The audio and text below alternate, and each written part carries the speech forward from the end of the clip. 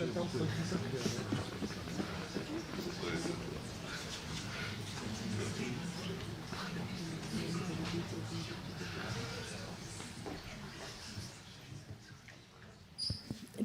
a pánové, vážení hosté, já vás tady velmi srdečně vítám v nejvyšším purkrabství na Pražském Hradě. A scházíme se tady dnes podruhé u přednáškového cyklu Věda na Hradě, kterou organizuje Správa Pražského hradu společně s Ústavem organické chemie a biochemie Akademie věd České republiky a také Univerzitou Karlovou. A dneska máme vzácného hosta, britskou profesorku Ruth Mace z UCL z Londýna. A velmi se těšíme, že se dozvíme něco nového. A já bych poprosila tady kolegu pana Petra Turečka, kdyby byl tak laskav a naši vzácnou hostku představil. Děkuji. Okay. Thank you, Veronica. It is my great pleasure to introduce Ruth Mace because she is one of the 3 people basically that I've seen giving a plenary talk at my very first conference. I had completely different plans with my life. I wanted to be a graphical designer for a museum or something. And by accident, I was also doing a master's degree here at Charles University. And there was David Perret, Chris Stringer from Natural History Museum London, and Ruth Mace. And it was so awesome. Basically, she's able to combine methods from anthropology, behavioral ecology, phylogenetics, whatever. It's amazing. That's how, in my opinion, behavioral science should look like. That's in the nutshell. And maybe just a few remarks. She graduated from the University of Oxford. She is now working, as was already said, at UCL, University College London, and she was also a visiting professor in Lausanne, China, right? Something like that. And what's also very important for me and for the scientific community in Europe, she served as a president of EB, which is Evolutionary Human Behavior European Association or something like that, which is a perfect society full of nice, charming people, and it hosts one of the greatest conferences, in my opinion. So this is all what is behind Ruth Mace, and she will now tell you what she's working on right now and what are the results. Yeah. Thank you.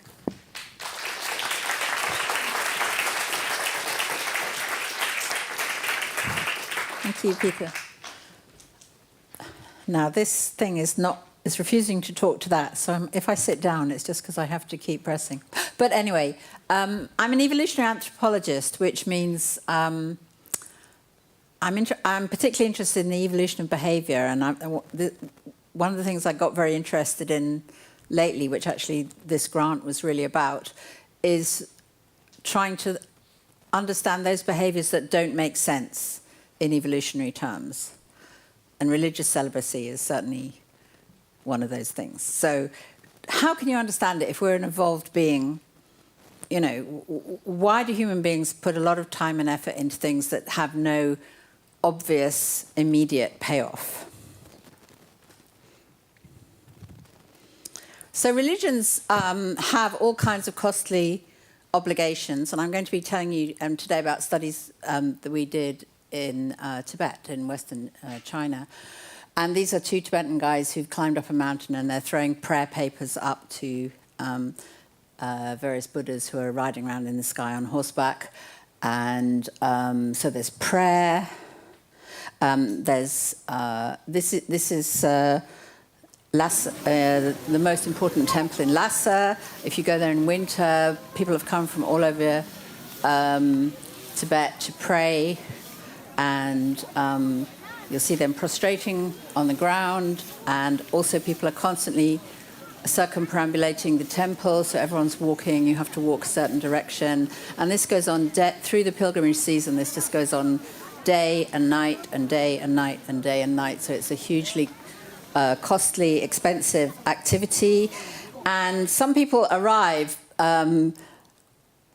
going on long pilgrimages where every 3rd step you have to prostrate yourself. So can you imagine the energy that's expended in doing this? There's a great film about a whole village that does this, and they walk for 3 months to get to Lhasa. And I was talking to people in Lassen, and they said, no one does that anymore. And I just drove. I was about 50 miles outside Lassen and came into these guys. So everybody is still doing this. And just imagine the calories burnt when you just do that for weeks on end. And women do it too sometimes. Some villages still have costly rituals, which I'll whiz on with that one in case anyone doesn't like the sight of blood, but costly rituals that involve cutting and whatever. And also, it's not just sort of bodily expression but towards your religion, but money as well. So not especially wealthy people will pay vast amounts of money to the monastery, and you literally sometimes seen people throwing handfuls of cash on certain occasions. So one reason might be, so this is on most Tibetan Buddhist temples, you'll see this picture, something like that. So everyone believes in reincarnation, and being a good person increases your chances of coming back in a good place. So let's try and use this thing. Ooh, okay. So you've got, wow, that's anyway. So this is like, they sometimes call it the circle of suffering because you can't really get out of it. And you don't want to end up anything in the bottom half here. There's 6 different forms of hell, and you don't want to be in any of them. There's something to do with water, fire, whatever. You may come back, hopefully, on Earth as maybe an animal, or better still, a farmer. And if you're very good, you may come back as a monk. And you may even, if you manage to just create an amazing life, you might escape the circle of suffering as a Buddha, which is what they're sort of drawing here. And some living Buddhas choose to come back to Earth and help the living, as this guy did when we were there. So there he's blessing a couple of my PhD students for a fee. So we're all good. We've got a seal of approval. So the question is, one of the scientific questions that's sort of in our field is, what drives behavior? So if we're trying to understand why Tibetans are putting so much energy into these costly behaviors, is it because their religious beliefs are just sort of telling them to do that, and that's what's driving behavior? Or where does ecology fit in? Is it that these behaviors were somehow there anyway, and the religious beliefs are just a code for how you live your life? So some people sort of think that the arrows are this way, so cultural norms establish how you behave, whereas others might put more attention to these people behave differently from these people because of their ecology, and that gets coded in religious beliefs. Now, it might not be one or the other, it might be a bit of both, because I put arrows in all directions, really. But so, for example, you might think that Christians are monogamous and Muslims don't have to be monogamous because of their religious rules, and that's why there's a difference. Or you might say, well, Christianity arose, in the Roman Empire where that monogamy was already established, and Islam arose in the Arabian Peninsula where there were nomadic pastoralists who were already polygynous, and therefore it's not the religion that's guiding the behavior, it's the ecology of that system that's just being coded. And if that's the case, then this sort of just a sort of cultural evolution models tend to assume it's the other way around, whereas I would probably put myself more in the behavioral ecology camp, where if that's the case, we can use behavioral ecology, which is a technical word for trying to understand how ecology drives the evolution of behavior, to try and understand even cultural behaviors like religious beliefs. Okay, so the particular behavior I'm going to talk about today is sending your child off to the monastery to live as a celibate monk for his entire life, so he'll never reproduce. So the monasteries used to be really important seats of learning and power. If you go to some of the bigger monasteries, they're still functioning. Obviously, they don't have political power anymore, but they're still very influential, and they really remind me of universities because they function as a temple, they function as like they teach, they could lend you money. So they're sort of temple, university, school, bank, court, all rolled into one. So they were incredibly important institutions in their day. And this is one of the monasteries in Lhasa where most afternoons they do this debating. It's very formalized, as you can see. I'm not quite sure whether they're actually debating, whether they just kind of... And it's like we have a program in Britain called University Challenge. They go and visit each other and they have debating competitions. And so it's really very much like a university. Oh, sorry. Okay, so let's try this thing. Here's China. Where's... I'm going to lost my... It's not working anymore. Doesn't want to work. Oh, it's come back. Where is it? There we go. Sorry, I haven't got used to this thing. So China is... Tibet is absolutely huge. So this is old China, and then the Tibetan plateau starts about here and goes all the way west. And so those photos I was showing you from Lhasa are about a 25-hour train ride across Tibet, which I don't even know if you can do it at the moment, but it's definitely worth doing. But I was doing my research near the University of Lanzhou, which is at this end of the Tibetan plateau, which is a very rural area, a lot of yak herding, and it's sort of really kind of out in the countryside. And this is a monastery, and you can see that because people are mostly nomad, so we're right up on the Tibetan plateau now, and this is in summer, and most people are nomadic, and really the only towns previously would have been a cluster of houses around the monasteries, which is partly where the monks are living, but it's also where old people might settle if nomadic life gets too much for them and they just want to concentrate on religious activities. But now, as everyone's settling, they're building up to be more and more. Actually, when we visited this particular monastery, there was nobody there. The whole building was completely empty. We wandered around. And then we found someone, and they said, no, they're all on holiday. They're on summer holiday. They're all camping on the field over there. So you see all the white tents over in the corner. So we went over to visit them. And here are some baby monks playing ping pong. And you can see that it's a really tough life. So this is on the Tibetan plateau. They're not allowed to wear shirts. They're not allowed to wear trousers. So you can see what they're wearing. And this is August, and it's still quite cold. And it's a really hard life. And they don't spend most of their time playing. You can see they're useless at ping pong because they've never done it before. I mean, they only do it like 2 weeks a year. And the rest of the time they are praying and learning and learning scriptures or whatever. And you see the guy there who's wearing the warm clothes. I mean, that's the brother of one of the monks. He's just come to kind of join in the play and say hi to his brother. And as I say, they spend a lot of time praying. They didn't want me to take photos of praying. Those are their boots outside the prayer hall, or working, doing exams. This made me laugh. This was a list of their exam results next to a list of how much their parents had donated to the monastery, which reminded me a bit of emails I got from my son's American university. When they're young, so they might go at age 7 or 8 or 9 or 10, but, pre-teenage.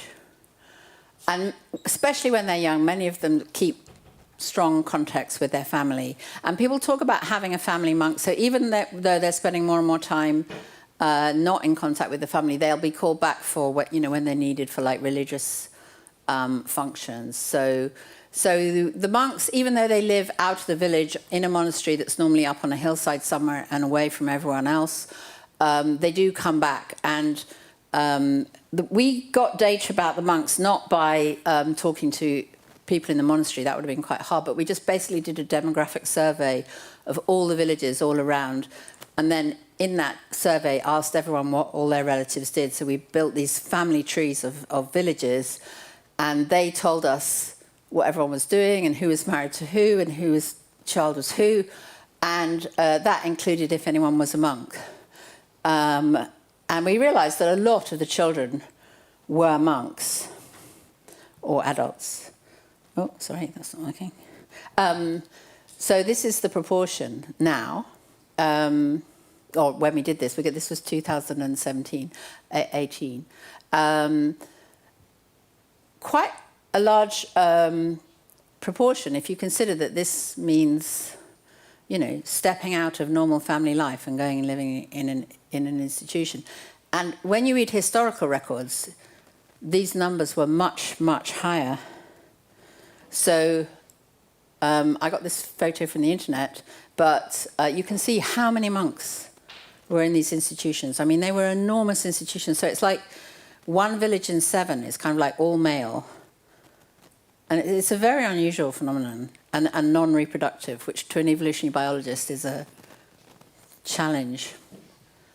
And this particular picture, I think they're actually being, this is the beginning of the Cultural Revolution, and they're being told to go home. So all the monasteries were closed down, and they were sort of closed for nearly 12 years, but they just bounced back again when they were allowed to reopen.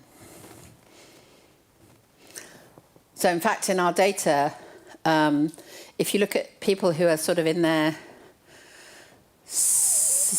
late 60s and 70s, there's lots of people who said they used to be monks, but they were sent home, so they never became monks. So there's no monks really of this age. But then they bounced back.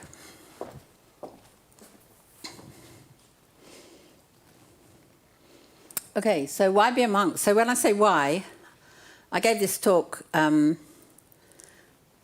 somewhere and I advertised the title as Why Be a Monk? And there was a Franciscan monk in the audience, and he said to me, oh, I thought you were going to talk about the spiritual aspects of it. So I'm not going to talk about the spiritual aspects of it. I'm talking about the evolutionary aspects of it, and as an evolutionary puzzle. And so given these sort of two models of evolution and behaviour, is it that the sort of monasteries are powerful cultural institutions, they need children to support them, so they're putting a lot of pressure on the villages? So sometimes, I mean, at the moment they sort of say it's 1 boy in 7, and there's times in history where it's been as high as like 1 boy in 5 or even 1 boy in 3. And is it something that parents are just kind of tolerating, even though obviously as an evolutionary anthropologist, if you think in terms of your Darwinian fitness or the number of children that you raise to the next generation, it's extremely costly to raise a child and then say, okay, that child is not going to reproduce. So that's a bit of a puzzle. Or is it something that is actually beneficial in terms of fitness to the family, and therefore they've created these institutions because they want them to exist?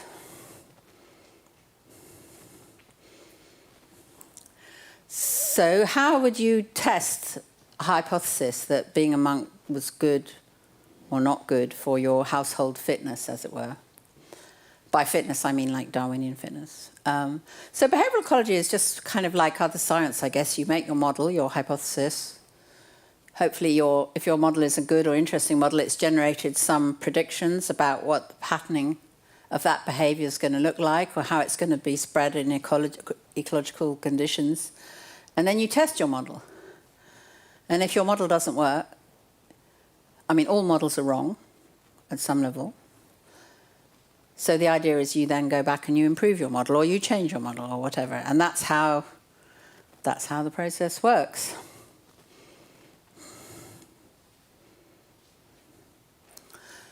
So with my postdoc Alberto Micheletti, we were interested in doing a kin selection model of being a monk. So a kin selection model looks at whether a gene, so I mean, it's a mathematical. I'm not saying that there's a gene for being a monk, but it's the same maths, whether it's a gene or a cultural trait. And we're asking if you had the trait that was to just go off and be celibate and step out of village life and go and join a monastery and abstain, you know, would that gene ever spread? I mean, could that cultural trait evolve, or could it, as a genetic trait, evolve? And on the face of it, the answer would probably be no. Okay, if you don't like maths, don't worry, but here we are, just to very quickly. So the way that it models is, let's see if we can make this thing work again. Okay, there's a huge cost associated with being a monk because you have no children whatsoever.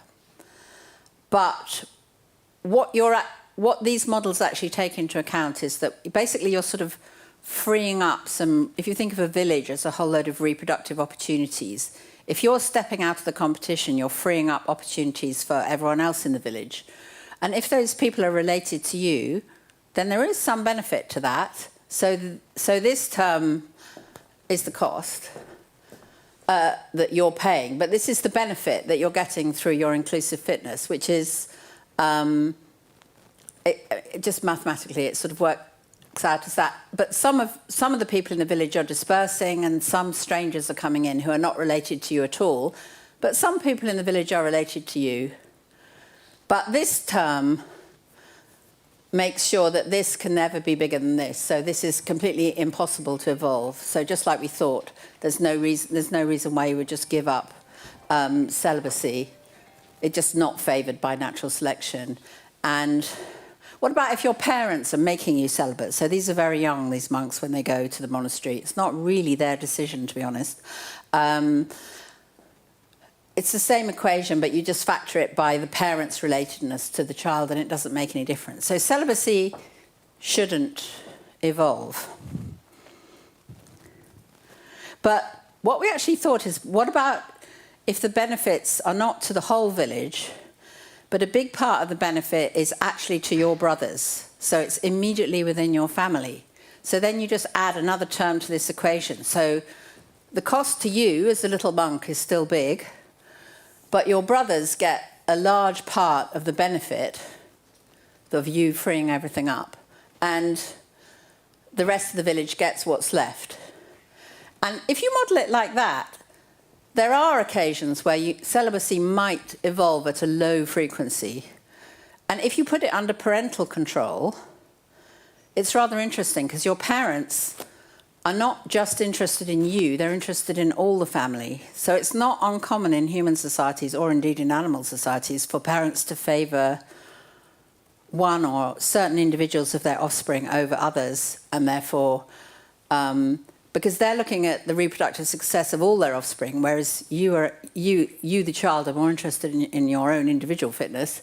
They're looking at the whole family.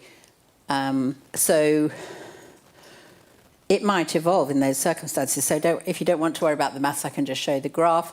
So if the decision to be a monk was being made by the little boy himself, we would expect a very low frequency of religious celibates in the population, which is actually what we see when the decision is made by individuals themselves. And only then if the benefit to brothers was quite large. But if you assume the decision is made by the father or the mother, who have the interests of the whole family, then it is actually possible for quite large numbers of celibates to be driven by natural selection, which would suggest that what they're actually doing is benefiting their brothers by stepping out of the competition. So we wanted to test that, and sure enough, we found that if your brother was a monk, you had when I say reproductive success, I basically mean we measured how many children everyone had that survived, and it was good for you if your brother was a monk. So that term in our model of benefit to brothers we could support. And it's actually almost the same as if you didn't have a brother at all. So basically what's happening is brothers are intensely competing for the resources in this very sort of harsh environment of the Tibetan plateau. And therefore, parents actually don't really want to have to divide up their yak herd or divide up their house between several sons. And so competition between brothers is, we think, driving this. Very much to do with wealth inheritance. So it's not always the firstborn who inherits, but it normally is. And the others, even if they're not monks, they have to go and find somewhere else to live, basically. And we could show that quite clearly.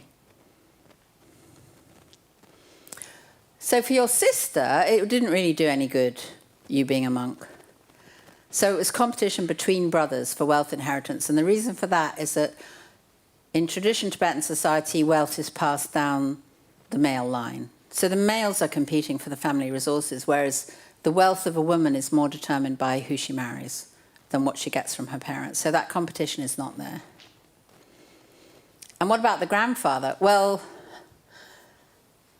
he's the one that's really making the decision. And if we're looking at grandchildren, say, how many grandchildren do you have if you send off one of your sons to go and be a monk? And the answer is not less and possibly more. So this competition is really intense. So what we thought was sort of an evolutionary puzzle turned out not a huge, an evolutionary cost, if you like, turned out not to be. Oops. So in terms of our two scenarios, I don't think there is evidence that monasteries are forcing families sort of to donate children against their sort of fitness interests. That it doesn't actually seem to be, whilst it's costly to the boy, and therefore it's not surprising that he might be sent at a young age, it's not costly to the family.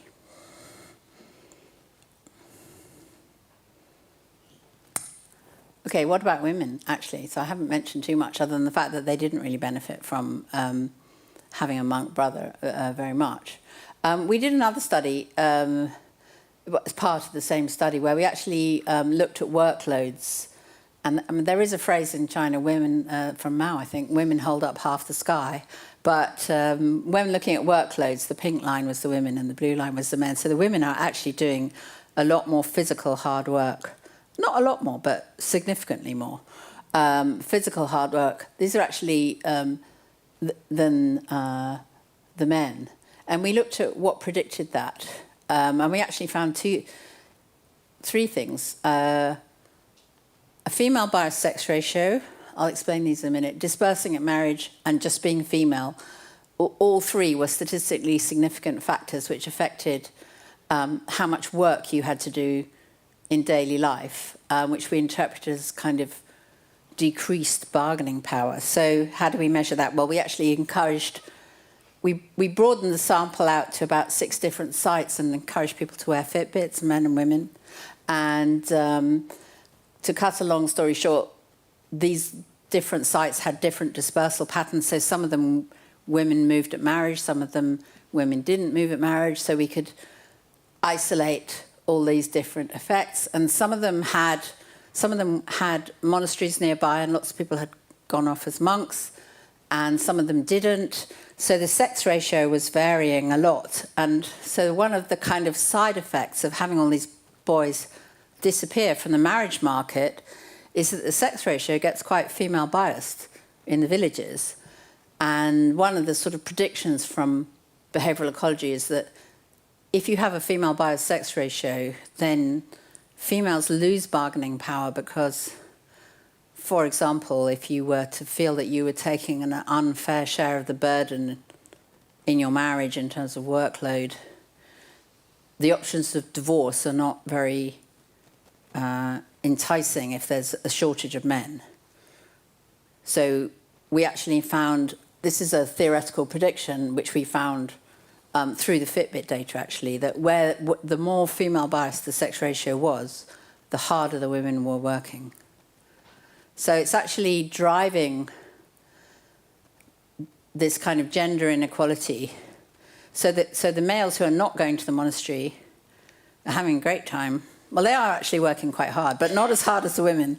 And the women are working extremely hard. And it was only really in those villages where the sex ratio was about 50-50 that we found the workloads got more balanced. So it's a strange kind of ecological sort of pincer movement here. So that's a yak. I don't think it's quite that big. I think it's the camera angle makes it look huge, but I mean, they are quite big. Nearly all the milking and everything is done by women. And nomadic pastoralist groups that keep livestock tend to have this male-biased wealth inheritance. The livestock tends to go down the male line, which makes male sibling competition, which is what we think is making the monks, which is what we think is making the sex ratio biased, which is leading to high women's workload. And also, we also found that just dispersing at marriage also puts you're surrounded by non-relatives instead of close family. That seems to put you at a higher workload as well. So one of the kind of side effects of this mass monasticism was almost that women working incredibly hard. I mean, they were getting up like 2 hours before dawn and working all day long. And they are so tough. And every now and then they get fed up with all the publicity of all those men going up Everest and stuff, and they just whiz up Everest to show that they can do it at twice the speed and come down again. But they are so, so tough. I mean, they are just working very, very hard. And we were able to isolate some of the factors that were kind of driving that gender inequality.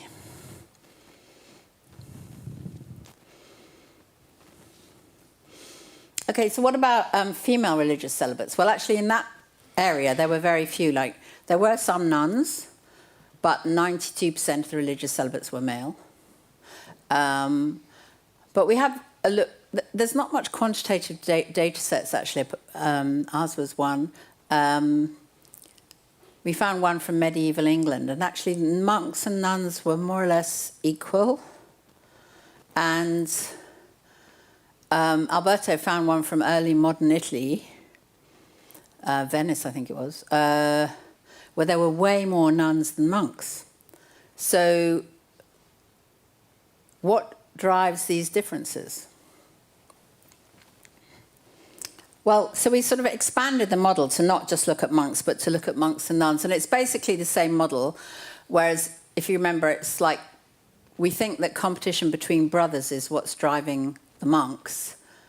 And if you just add females into the model as well, then it equally applies. So if there's competition between sisters, maybe that's driving nuns. So this is just a kind of map of it. What would you expect to see the balance of monks to nuns be depending on sister competition versus brother competition? And you also have to think about brother-sister competition in that model as well. So it gets a bit more complicated. But if we put brother competition and sister competition as a continuum on one axis and and between sex, you get a sort of map of competition where in this area, the blue areas you'd expect to see lots of monks, and in the yellow areas you'd expect to see lots of nuns. So we look for evidence for that. So those three data sets I told you about, so the Tibetan one is down here where we found mostly monks, where there's not really much sister competition because traditionally women didn't have many land rights or anything. They just moved into their husbands' houses, so they didn't really cost their parents anything in terms of marriage payment. In medieval England, it's monogamous, and had women have more rights and they have dowries, so they're beginning to get a little bit more costly. So some sister competition for parental wealth is sort of coming in. And the data from early modern Italy was there was massive dowry inflation apparently, so which is something that happens. I mean, it's happened more recently in India as well. And huge competition between females, because children were becoming so expensive, and a very large, and in that scenario there were way more nuns than monks. So anecdotally, that seemed to support our model. But how would we just to say how this marriage competition works, we've talked about bargaining power. Okay, so you can think about human marriage systems, or indeed any kind of mating systems, as this sort of competition for attracting a spouse, basically. And humans can pay huge amounts of money to try and make their offspring attractive in this bargain, right? And sometimes it's what's known as bride price, which is when the groom's family are almost buying the bride. They're transferring wealth to the bride's father or the bride's family at marriage in exchange for the bride, as it were. So the wealth transfer is going from the groom's family to the bride's family. And that's the most common pattern around the world, by the way. But also, you might see dowry, which is normally when money's going the other way. So, and it's very interesting that where you see dowry is under monogamy. So the reason we think this is happening is that if you live in a polygynous society, and lots of pastoralist societies, like the Tibetans I just showed you, wealthy men might have more than one wife. So in a way, there's not too much competition to marry the wealthiest man, because it's actually the men who are competing to try and get the most number of wives. And the wives, there's not much difference between marrying a rich man and a poor man, because if you marry a rich man, you have to sort of share, your children are some among many that have to share this wealth. Whereas under monogamy, there's no sharing. So if you get the richest guy as a woman, you're laughing because your children get all that wealth. So it suddenly sets up huge competition between women for the richest guy. So in the polygynous societies, it's the men that are competing. In the monogamous societies, well, everyone's competing, but especially the women are competing. And so parents provide dowry. They're sort of putting money on their daughter's head, saying, sometimes literally saying, you know, marry me, because I've got all this stuff. So if you look around the world, you find that dowry is associated with monogamy and bride price is associated with polygyny. And so we thought, well, that's how you can measure female-female competition or male-male competition. So maybe rather than having our 3 case studies, we could look more broadly and see whether bride price is associated with societies that have monks and dowry is associated with societies that have nuns. So as I said, there weren't really very many databases, because most anthropology is not really very quantitative. We're quite unusual in this respect. But there's big sort of literary collections of ethnographic texts that have been collected. So one's called the Ethnographic Atlas.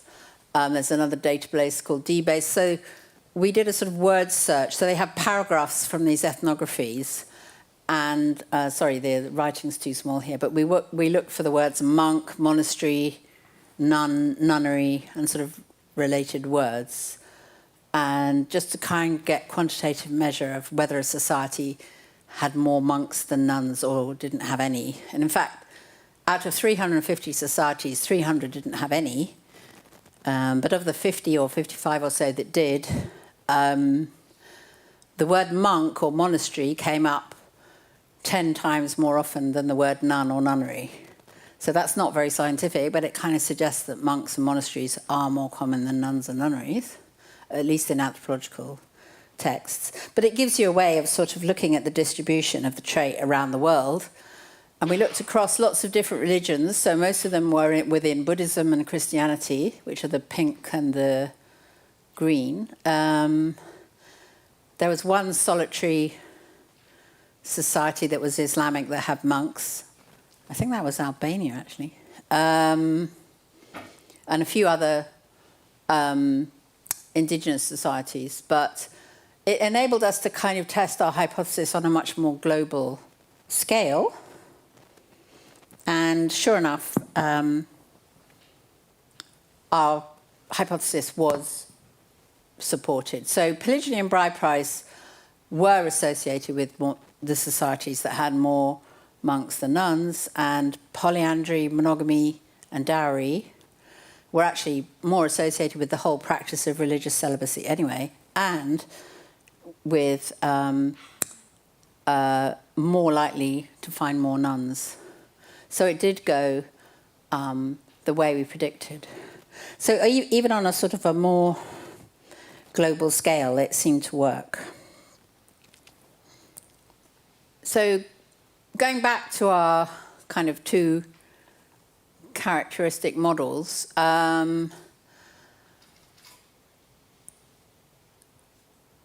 this approach that I've been taking, that's kind of known as behavioral ecology, really seems to be working well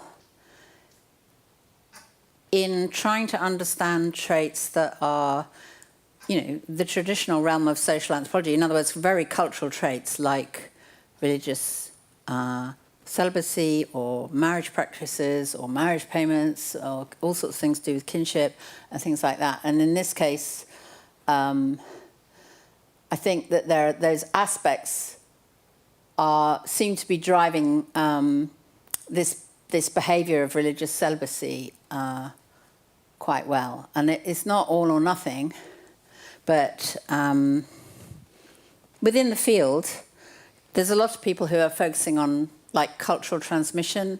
This is often sort of confusingly called cultural evolution, because I think we're all doing cultural evolution. But so these are some of the classic texts. Boyd and Richardson are a key one, Cavalli, Sforza and Fellman, looking at culture as a second inheritance system and how it's transmitted.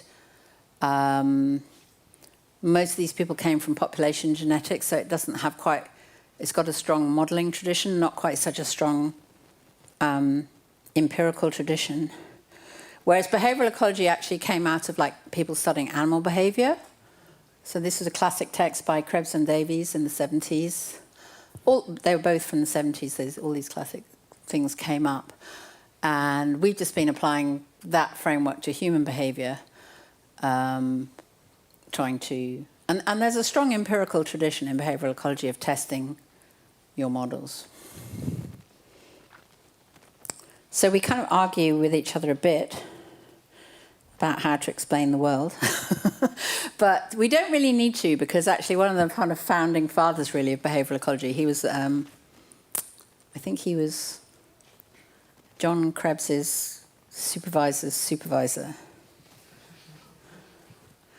And John Krebs was my supervisor, so Nico Tinbergen was my supervisor. And I did meet him once. I went to go and see him. He was very old when I was at Oxford. He was retired. But he was kind of, interestingly, he worked on birds all through his life. He was famous for getting a Nobel Prize for kind of founding, one of three founders of the field of animal behaviour, really. He got the Nobel Prize for medicine, because there isn't a Nobel Prize in animal behaviour, surprisingly enough. First and last time that's happened, I think. But he pointed out in a very famous way that there's sort of four ways of asking the question why. So if you want to say why be a monk, or why do anything, or in his case, why chuck eggshells out of the nest, I think was one of the things he was working on. There's four different ways you can answer that question. So you don't, and they're all correct. They're just different ways of answering the question. So you could be asking a question about mechanism, cognition, psychology, how you learnt the trait, or ontogeny, which is about development, how you learnt the trait, or nature, nurture, all that kind of question. You could be asking a question about function. Is it adaptive? Which is sort of what I've been doing. I mean, could it be beneficial to your fitness? Or you might be asking a question about phylogeny, in other words, evolutionary history. So you might say the mechanism for being a monk is that you learn this stuff as a kid, you're living in this kind of religious environment, you go to the monastery, and then you end up becoming a monk. That might be the mechanism. Whereas the function might be that you're reducing sibling competition within your household. And maybe we don't need to argue with each other because we could both be correct. And now he outlined these questions thinking about trying to understand animal behavior, but I think we've argued that this approach works really quite well with cultural behavior too. And obviously I'm not arguing that being a monk is a genetic trait, although there are some sort of analogies in the animal kingdom. For example, lots of species show some kind of reproductive suppression of some in the group and have non-reproductive individuals, or show discrimination between their offspring and have some offspring either through infanticide or whatever, not reproducing. And something like sex bias dispersal, I mean, in humans we call it kinship, we call it marriage patterns. If women disperse at marriage, we call it patrilineal, patrilocal residency. But, lots of wild species also have one sex dispersing, and we don't really call it cultural then. So the toolkit that the animal behavior people were using is so strong because you can use these fitness-based models to make very precise predictions, like should we see monks rather than nuns in patrilocal societies, or is there no inclusive fitness cost to making your son a monk in the harsh environment of Tibet where brothers compete for parental resources? Or does the phenotype match one that makes it look like it's under parental control? Well, they're sent really young, so that suggests it is under parental control. If it was under their own control, it wouldn't be so common.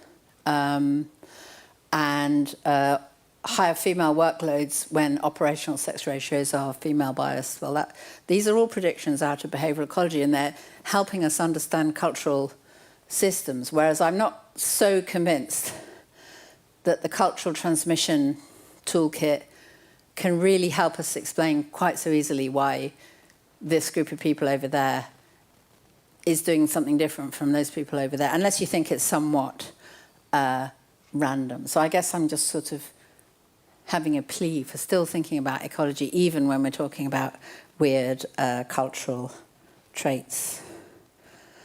So I better stop and thank my co-authors, who were many, because we got a lot of data. So yeah, especially Yuan, Juan, Ahau, and Alberto, whose models we've been talking about, and Li Chong, who is Tibetan, and her father was really helpful, and my funders, and all the guys who answered all our questions. Okay.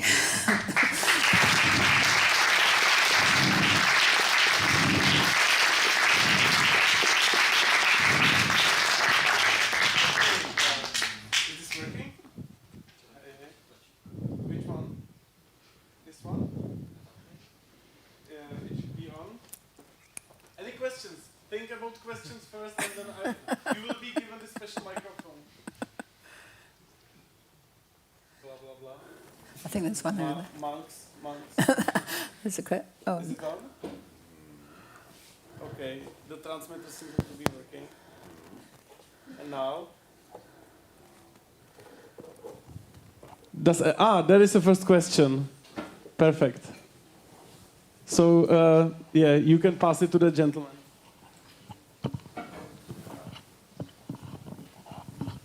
Thank you so much. Does it work? Yeah. I have a specific question about the data set, which shows the advantages of disadvantage for brothers of monkhood. You have shown 3 categories, 3 cohorts. Are they non-overlapping? If we go back, if it would be possible to go back to the plot, it's the slide with the horse on it. Hang on. That's the grandfathers, and that's this one here. Yeah. So say if I have one monk brother and one non-monk brother, am I in the blue as well as in the orange data set? Yes, I don't know. This is the I think I can't quite remember what this exactly is. I think it's just putting together those that have, the writing's too small. The blue is one or more non-monk brothers. Yes. The red is one monk brother, and the black is no monk brothers. Yeah. So with 2 brothers, of which one is a monk, I am both in blue and in orange, correct? They possibly, looking at that. So it's greater or equal? Greater or equal to one monk brother? Greater or equal to non-monk brothers? Okay, so red are any monk brothers, Yep. blue are no monk brothers, and black are no brothers at all. Okay. Yeah. Thank you very much. Okay, next question there. Thanks very much, Ruth, for a wonderful talk. I would stay with this picture. I'm not sure whether this is, how do I put it? So why are you actually comparing brothers?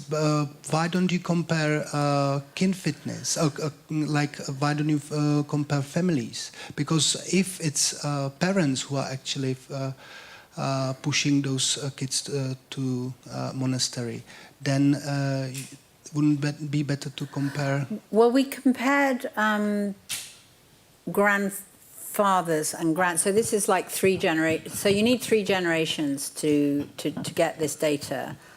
And I mean, it's not a longitudinal data set in the sense that we went there in 2018 or whatever and we got all this data.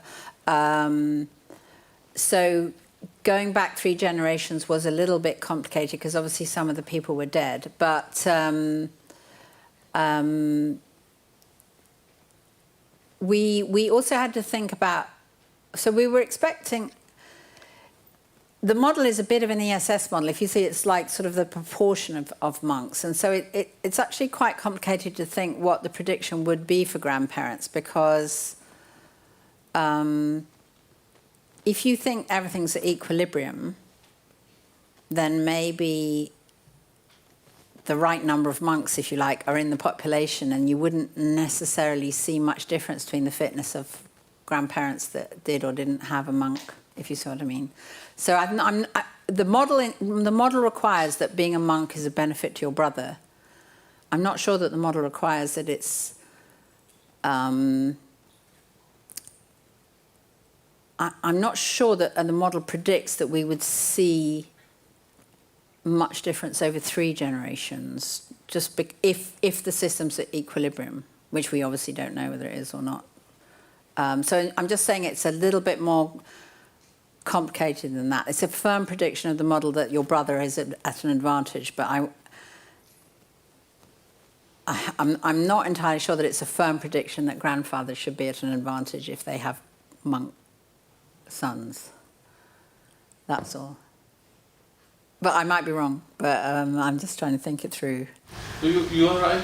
Yeah. Good evening, Professor Mace. Thank you very much for your lecture.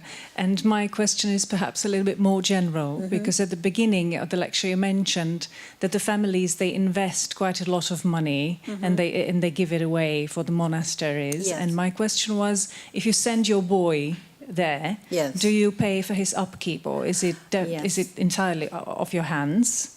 You are expected to make lots of donations. That was... I mean, they do take destitute children as well, so there is an element of charitable, support for orphans or whatever. But I think, no, you are meant to invest in your offspring, which hence my sort of sarky comment about the exam results, because they were obviously, pressing for more donations. And there are very heavy obligations. I remember, they move around. If you think of it, a monk, like one village in 7 is a monastery, once every 7 years, they kind of, it's a certain village's turn to host this big festival that gives them quite the most enormous amount of money. And I was there for one of them, and some poor family has to sort of I say poor family, I mean it's an honour, but a very expensive honour, has to kind of give, I mean it was just sacks and sacks and sacks and sacks and sacks and sacks of grain and a huge meal for everybody who was celebrating this festival, and animals, and I mean it was just extraordinary how much they were asked to give, but they sort of, that only happens like once every 7 years or something like that. So there is a lot of donation going on, but it might. Yeah, I mean, we did look. I didn't have time to talk about it today. We did look at whether you gain extra status by having a child in the monastery, and you do gain a little bit of extra status by having a child in the monastery, but it is very common, so it's not like a... If your child happens to be a Buddha, that's massive, or a Lama, yeah. That's and that can happen by... I mean, you've probably heard stories of the Dalai Lama, you know, they'll look at the baby and they'll look for like birthmarks and blah, blah, blah, blah. And that's like mega status if that happens. But your child obviously goes to the monastery if that happens. But I think historically, I guess there was a chance that if your son rose to the top of the establishment, he would have been very powerful individual. So maybe you also had a kind of... So they were also... They would come back and provide religious services to your family whenever you needed any religious help, or whether someone died or there was a marriage or anything like that. Monks would come and pray, or anything you needed them to come and pray for which they do get paid, actually. And so it is a very monetized system, as far as I can tell.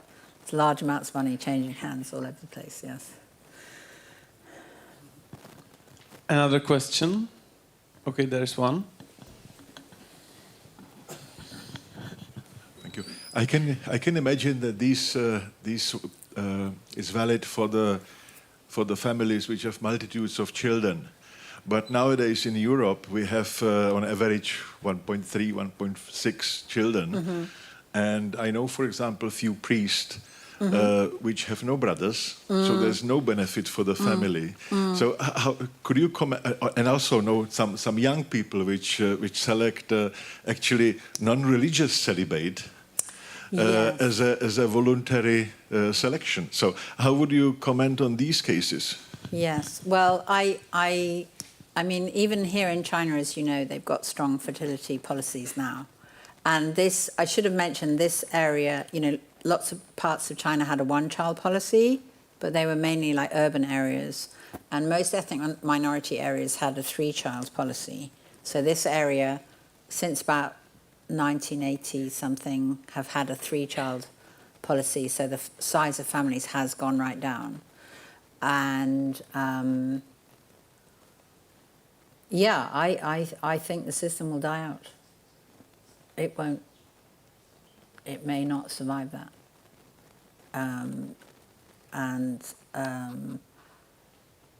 It might. I guess you could conceivably have two brothers, but I think it might be last chance to see. Yeah, non-religious celibacy. Yeah.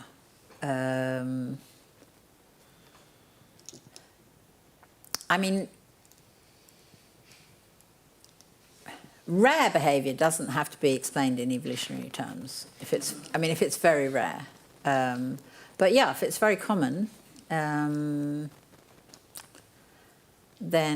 I mean, I guess you would. I guess it can arise. It could arise because people can't find a mate, and therefore, so some individuals might be. I mean, incels believe, as they say repeatedly on the internet, that some individuals have lots of mates and therefore they have none, and they get angry about that. So, but those are by definition involuntary celibate, hence the word incel. Yeah, so voluntary celibacy. Yeah, I don't know. It doesn't. It could. The model probably doesn't make much difference between whether it's religious or not. We were just trying to explain it in a religious context, but it could be another mechanism. So this model could apply. Now, assuming that non-religious celibacy is not under parental control, then it would only be the kind of lower of those two lines. So one would only expect to see that behaviour at quite low frequency, not at such high frequency. But I think the same model would apply. I think the existence of incels makes perfect sense from the point of view of these females, right? Like there is almost no natural selection to get the lower quality males out of the population. So they just don't reproduce by definition because they don't meet the threshold. So it's like perfectly evolutionary explained, but not from the point of view of these individuals that still strive for intercourse. Yeah. And actually even in, I mean, if you look at demographic databases or historical databases, there's always about 10% of people who never reproduce. Yeah. Actually, and I think it's maybe even less, right? Like or more. I mean, I mean, it might be voluntary, or it might be a failure to find a mate, or bad luck, somebody dies, or there's always quite a high proportion of individuals who don't reproduce. Yeah. Yeah. Next question here. These behavioral ecology explanations kind of nicely provide a clue to understand why the people decide to go to the monastery, or why the parents send their offspring to the monastery. There is always like overproduction of offspring, so and if there is some limited resources, that makes sense. But do you have any evolutionary explanation of the real behavior of the monks? You know, you showed in the beginning that they pray extensively, they spend most of the time by complex rituals and so on. So I'm wondering, you were speaking about behavioral ecology, so I would expect some explanation for the behavior itself, not only the decision to go to monastery. So do you have any clue? Yeah, I mean, there have been a number of papers now showing that these costly signals do raise your status, and that's not quite the same as saying they raise your fitness. And I'm not sure that people have really shown that they raise your fitness, but they do sometimes. But they definitely raise your status, and they raise... So people seem to evaluate your character more strongly, actually. Although, again, we found, I mean, it's quite interesting, we do have some data, which I should have shown you, on going on pilgrimage. And men get a lot of credit for going on a lot of pilgrimages. So we asked various questions about how you rate other people in your village and everything like that. And interestingly enough, women who were putting in the same effort got less status out of it. So there is a sort of definition of bias for you. They were like putting in, a large amount of effort into the pilgrimage, but maybe people thought they shouldn't be spending their time doing that. They should be, doing something else. But so people are tending to,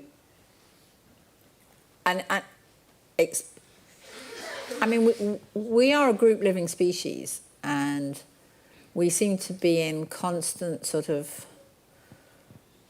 We live communally, but we're always sort of constantly on the threat of conflict somehow. We're somehow having to keep groups together.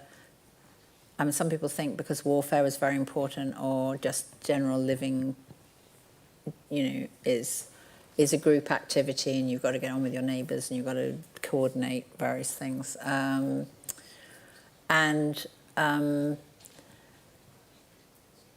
I mean, I think sort of, 2 decades ago, Richard Dawkins wrote The God Delusion, and he just thought religion was illogical. And the whole book was kind of like, why is everyone doing this illogical thing? And he's such a rationalist, he couldn't get over that. and see that it's just a blooming adaptation. Like, he's the arch adaptationist. He, of all people, should have seen that religion is probably an adaptation because it might be helping you, find a mate, raise your status, be an important person in your society. It's a good way of kind of keeping rules so that you don't have to be arguing about the rules all the time. You can appeal to a higher force and say these are the rules. And there's just so I think we're sort of realizing more and more that there's yes, it might be illogical, but that's natural selection doesn't work on logic. It works on fitness.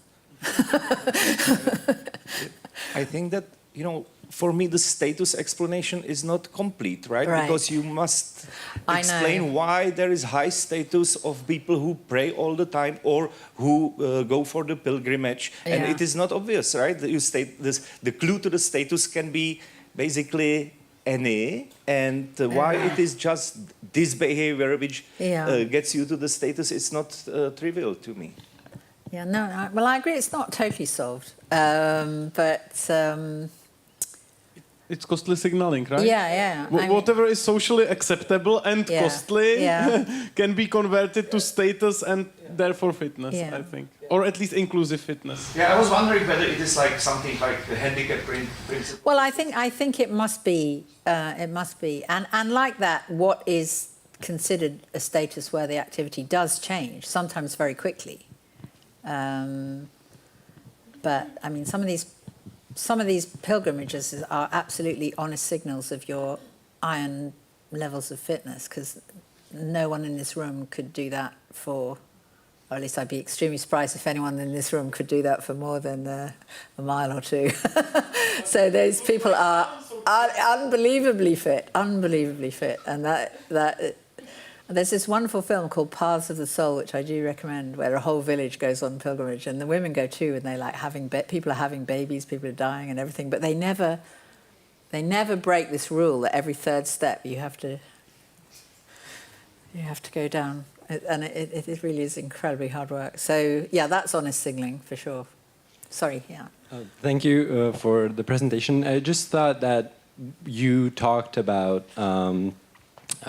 basically the cost of becoming a monk, and we looked around what it kind of how it influences the people around the person becoming a monk. And I'm maybe more interested in, I don't know if it's necessarily your field, but I bet you'll have interesting thoughts on that. How is it perceived by that monk himself? Does it have any benefits for him? Do these children that become monks perceive these benefits, if there are any? I mean, parents do. I mean, one thing we didn't ask too much about that, but sometimes parents said they tried to look for characteristics in the child that they thought meant that lifestyle would suit them. So if they're interested in books, or if they're interested in monks, or if they weren't interested in kind of warfare, that sort of stuff, they sort of tried to pick children that were suited. But I also think, I do think it is incredibly hard for them, and there's sort of horrible ethnographic accounts of these poor children running home and escaping and being sent back, and so I don't think it certainly wasn't always that they wanted to go. But there's a very big, there's a huge celebration when a child is sent to the monastery, and they're made to feel that they're doing this incredibly important thing. Whether it works, I don't know. And it used to be that the monasteries are often on a hillside, they're a little bit further away. You don't really meet women, you live in this all-male community, and you think about religious things. But now everyone's got a mobile phone, so honestly, I don't see how the system can work. I mean, and it used to be a shame to leave the monastery. It was really a dishonor. And now it's quite okay to leave, and large numbers are, because the whole political climate is obviously completely different. And some children, I think, are going there sort of almost for an education, but they're learning Tibetan, which is not the most useful anymore, probably.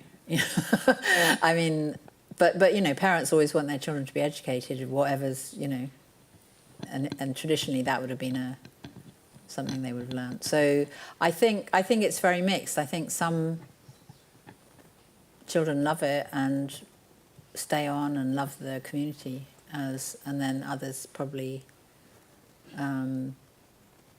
didn't at all. And some of them get trained. I knew one of my students' brother was a monk who left the monastery, and everyone just calls him Monk. That's his name, Monk.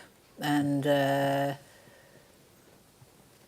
he was trained to be a very skilled woodworker, so he made all these amazing woodwork that they have around the temples, around the, you know, shrines and things, and he now just makes all those for people's houses and stuff like that. So sometimes they have like artistic skills or particular skills or something like that, which they can use sort of in the outside world, and so it is changing now.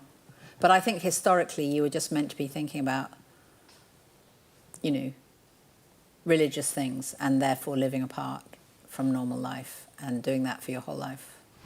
Could I just come in and suggest, does reincarnation, the idea of raising your status in the next life? Yes. Yes. I mean, that's, you know, that is a huge part of it, and that, you know, that's why you're trying to, you know, so, you know, you can accumulate karma doing all sorts of things, and if you're a monk. But there is an emphasis on suffering, so it is a very hard, it's a deliberately hard life, and I think it must be almost impossible to do if you have too much contact with the outside world. I think it worked, you know, these villages are apart and often sort of a little bit higher up on the side of a mountain or something like that. So it's, yeah, I think yeah. I'm not sure the system's got too long to live in this form that I've described. But I was interested in describing it as kind of anthropological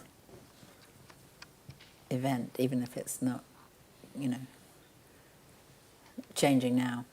Yeah. There's no question. Good evening. I was just wondering about the graph on the screen. What is the cause of correlation? Because, for example, if the family is poor, they have no monk boys. Yeah. And they have no grandchildren because the family is poor. Like, they have less grandchildren just because of that. If, like...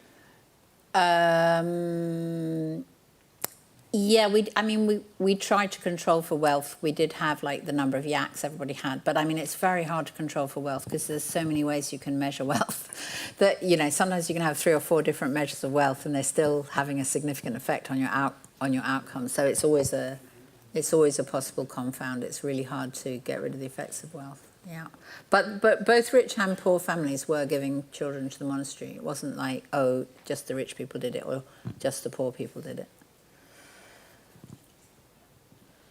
Okay, another question? Okay, there. In the Western society, each older brother increases probability that boy will be homosexual by about 30%. Are there similar numbers for probability of being monk? Yeah, I mean, people have wondered whether this model could also, you know, the mathematical bits of the model could also apply to the evolution of homosexuality. And I think what's different here is, I mean,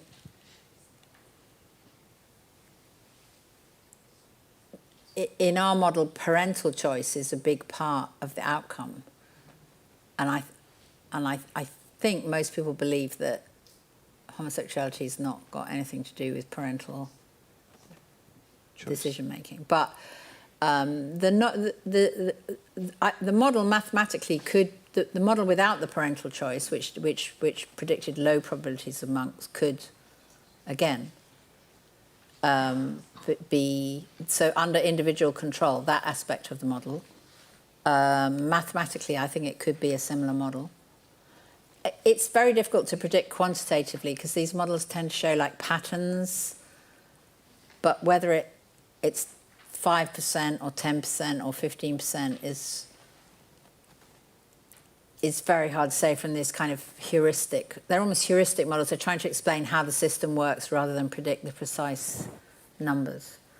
But I mean, there's a lot of anthropological communities have third genders. And I'm actually interested in doing some more research on that. And that is, I'm not quite sure to the extent that parents might be involved in that, because it's more like a culturally defined role where boys might take on a female role or girls might take on a male role. And that is, you know, that's a very interesting question. I'm actually planning on getting some more data on that.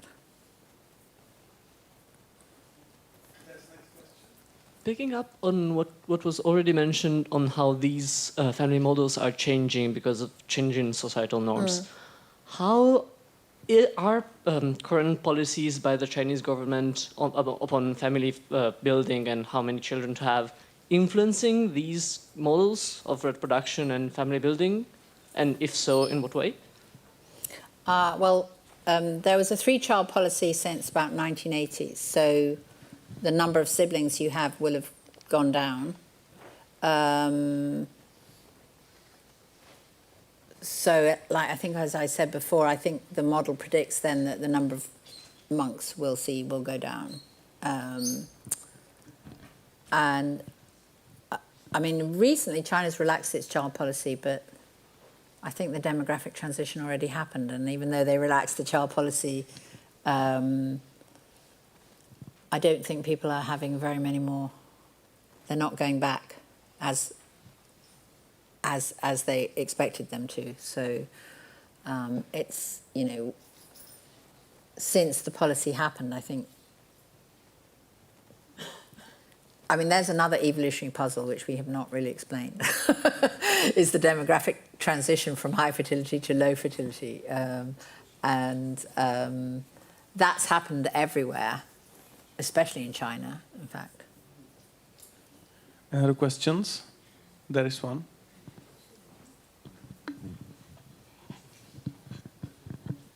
So maybe one question from culture transmission theory. If I have thinking that generally the main vehicles of main actors in transmission of idea of monks are parents or family more than personally. Is that true thinking? Oh, you mean where do you get the idea from? Well, yeah. Idea about that. Well, yeah, I mean, it is true that the monasteries would like people to join. So it is true that there are institutions sort of recruiting, if you like. But I do think the decision is ultimately, or was, made by parents in this case, because the monks go as children or young teenagers. So, but yeah, in terms of the, I mean, I don't know about the transmission of ideas and that sort of thing. I mean, that is quite a hard thing to study, but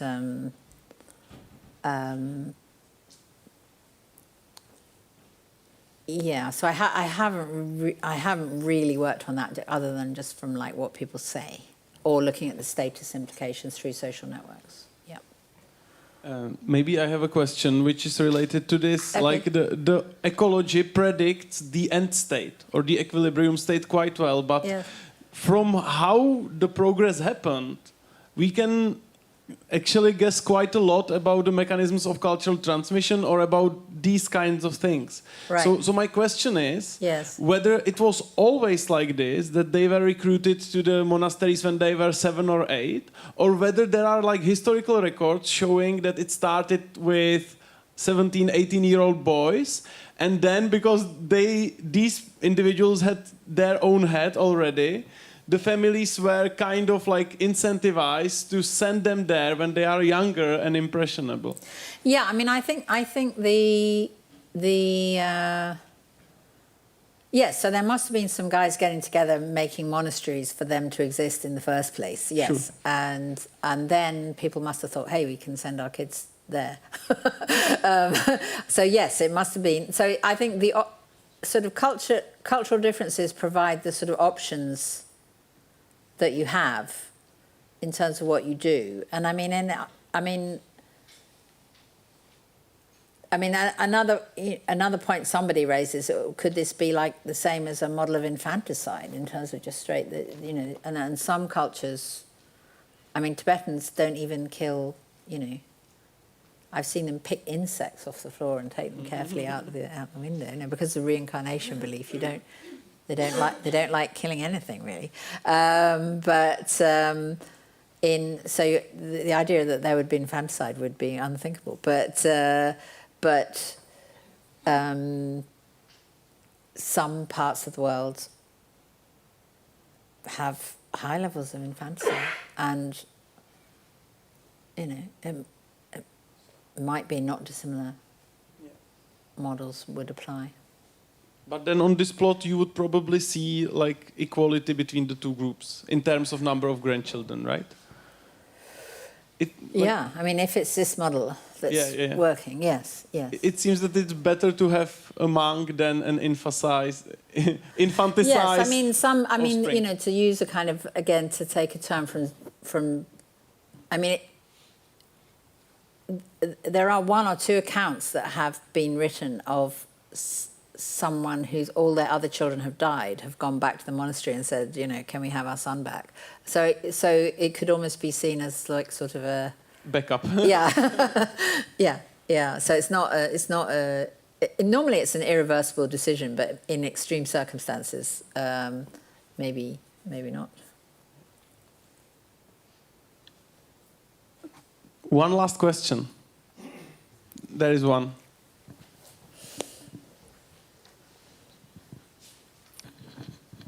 Good evening. It's working perfect. I had two sort of short questions. The first one being, with the demographic transition happening all around the world, do you think that this will die out everywhere then, monastery life? And the second one being, it's a very loose question, but basically during the Industrial Revolution in Europe, there were enormous families. Were there, I assume the model would predict that there would be very large quantities of monks and nuns then, specifically nuns. I think it's like the cultural context is still there to provide that option, and I think in different places it might be the same problem might get solved in a different way. Like there might be sending everyone off to the army if there's like lots of wars and lots of children are being killed in war, or we already mentioned infanticide, and it wasn't uncommon in like coal mining towns in Britain in the last century to 3 kids were sent down the mines, very risky, poorly paid, dangerous work. And one brother gets to go to school and in the hope that he, is going to make good and rescue everyone and get a professional job or whatever. So I think the kind of, this is like we were trying to explain a particular phenomenon in Tibet. And obviously it's kind of interesting in Tibet because it was like at very, very high levels there. I'm not aware of anywhere else in the world that has quite such a high proportion of individuals joining monasteries, or used to. As I say, it's not so true now, but was. So we were kind of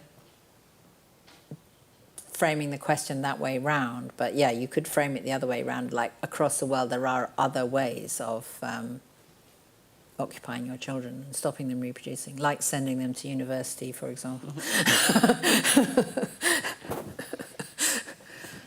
They can't reproduce till they're about 30, by which time there's not much time left, so they're probably only going to have one. Yes. Okay, thank you very much again. So please, one round of applause more for Ruth Mace.